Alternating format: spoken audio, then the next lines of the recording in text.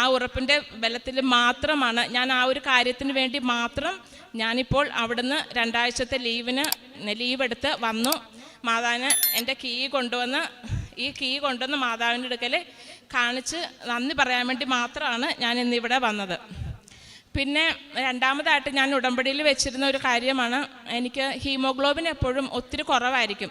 മിക്ക സമയത്തും 7 അല്ലെങ്കിൽ 7.5 ബിലോ 8 ആയിരിക്കും എപ്പോഴും. അതുകൊണ്ട് ഭയങ്കര ബുദ്ധിമുട്ട് ഞാൻ അനുഭവിച്ചിരുന്നു. അപ്പം ഉടമ്പടി എടുത്ത് സെക്കൻഡ് ഇതായിട്ട് ഞാൻ വെച്ചിരുന്നു. ഈ ഉടമ്പടി എടുത്തതിന് ശേഷം ഞാൻ പോയി ബ്ലഡ് നോക്കുമ്പം എൻ്റെ ഹീമോഗ്ലോബിൻ കുറച്ചെങ്കിലും ഒന്ന് കൂടി നിൽക്കണം.